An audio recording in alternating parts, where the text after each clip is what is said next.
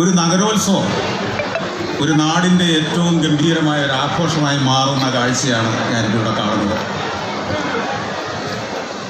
വൈകുന്നേരങ്ങൾ മനുഷ്യർ പരസ്പരം ഇഷ്ടപ്പെടുന്ന, സ്നേഹിക്കുന്ന സായന്തനങ്ങളാക്കി മാറ്റുമ്പോൾ അതുണ്ടാക്കുന്ന ഒരു ഊർജം ചെറുതല്ല. ഞാൻ പലപ്പോഴും പറയാറുള്ളൊരു കാര്യം ഇതാണ്. വൈകുന്നേരങ്ങൾ അവനവൻ്റെ വീടിൻ്റെ ഒതുങ്ങിയ മുറിയിലെ ടെലിവിഷൻ സെറ്റിൻ്റെ മുന്നിലിരുന്ന്, അല്ലെങ്കിൽ മൊബൈൽ ഫോണുമായി സ്വന്തം ബെഡ്റൂമിൽ കയറിയിരുന്ന് ഒരു കൊച്ചു ലോകത്തിരുന്ന് സോഷ്യൽ മീഡിയ പങ്കുവയ്ക്കുന്ന വിദ്വേഷത്തിൻ്റെ കാഴ്ചകളും ശബ്ദങ്ങളും കേട്ടുകൊണ്ട് നമ്മൾ ഒതുങ്ങിക്കൂടുന്ന ഒരു കാലഘട്ടത്തിൽ ഇത്തരത്തിൽ മനുഷ്യരൊന്നിച്ചു കൂടുന്ന സാഹോദര്യത്തിൻ്റെ സ്ക്വയറുകളിലേക്ക്, ചത്തുരങ്ങളിലേക്ക്, മൈതാനങ്ങളിലേക്ക് മനുഷ്യരിറങ്ങുകയും പരസ്പരം കാണുകയും സംസാരിക്കുകയും ആശ്ലേഷിക്കുകയും പുഞ്ചിരിക്കുകയും ചെയ്യുന്ന വൈകുന്നേരങ്ങൾ നമ്മുടെ നാടിനുണ്ടാവണമെന്ന്. ഇത്തരത്തിൽ എല്ലാ നഗരങ്ങളും എല്ലാ ഗ്രാമങ്ങളും ഇടയ്ക്കിടയ്ക്കൊക്കെ മനുഷ്യർക്ക് ഒത്തുചേരാനുള്ള അവസരങ്ങൾ ഉണ്ടാക്കുമ്പോൾ മതിൽക്കെട്ടുകളൊക്കെ ഉടഞ്ഞു തീരും. ഇന്ന് ഇതിനു മുമ്പ് എനിക്കറിയാം മാധ്യമങ്ങളെ സംബന്ധിച്ച് ഒരു ചർച്ച നടന്നിരുന്നുണ്ട്. ഈ മാധ്യമ ചർച്ചകളിൽ, മാധ്യമ സെമിനാറിലൊക്കെ പറയേണ്ട ഒരു കാര്യം കാലഘട്ടത്തിൻ്റെ മാറ്റത്തെക്കുറിച്ച് തന്നെയാണ്. മാധ്യമ ലോകത്തുണ്ടായിരിക്കുന്ന മാറ്റം, പ്രത്യേകിച്ച് സോഷ്യൽ മീഡിയയുടെ വരവോടുകൂടി ഉണ്ടായ മാറ്റം. സോഷ്യൽ മീഡിയ നമുക്കറിയാം നമ്മളിലൊക്കെയുള്ള കലാകാരനെ, നമ്മളിലൊക്കെയുള്ള വാഗ്മിയെ, നമ്മളിലൊക്കെയുള്ള പ്രതിഭകളെ ലോകത്തിന് മുമ്പിൽ അവതരിപ്പിക്കാനുള്ള വലിയൊരു ഗംഭീരമായ പ്ലാറ്റ്ഫോമാണ്.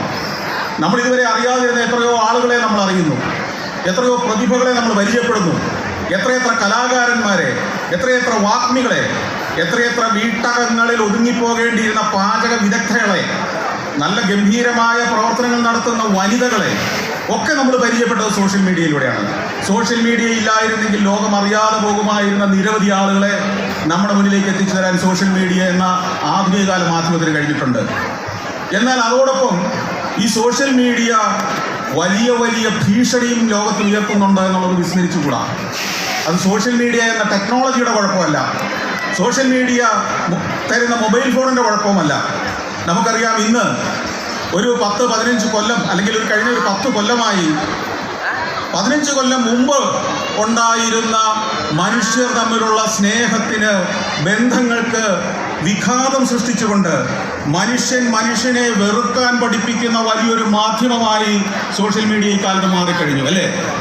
മതവിദ്വേഷം പ്രചരിപ്പിച്ചുകൊണ്ട്, സാമുദായിക വിദ്വേഷം പ്രചരിപ്പിച്ചുകൊണ്ട് ഏതെങ്കിലുമൊക്കെ കോണുകളിൽ ഇരുന്ന് ഒളിഞ്ഞിരുന്ന് മറഞ്ഞിരുന്ന് മുഖമില്ലാതെ ആരെക്കുറിച്ചും എന്തും പറയാം. ഒരു സമുദായത്തെ അല്ലെങ്കിൽ സമുദായങ്ങളെ തമ്മിലടിപ്പിക്കാനുള്ള ഒരു മാധ്യമമായി സോഷ്യൽ മീഡിയ മാറുന്ന കാലം ഇപ്പോൾ തന്നെയാണ്, നമുക്കറിയാം.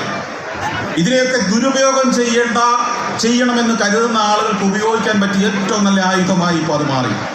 എന്നാൽ നേരെ തിരിച്ച് നമുക്കറിയാം, ആദ്യം പറഞ്ഞതുപോലെ തന്നെ ഒരു സമൂഹത്തെ പരസ്പരം ഒന്നിപ്പിക്കാൻ, സ്നേഹിപ്പിക്കാൻ, അവരെ ആത്മാർത്ഥമായ പ്രവർത്തനങ്ങളിലേക്ക് നയിക്കാനൊക്കെ സോഷ്യൽ മീഡിയയ്ക്ക് സാധ്യതയുള്ളതാണ്. പക്ഷേ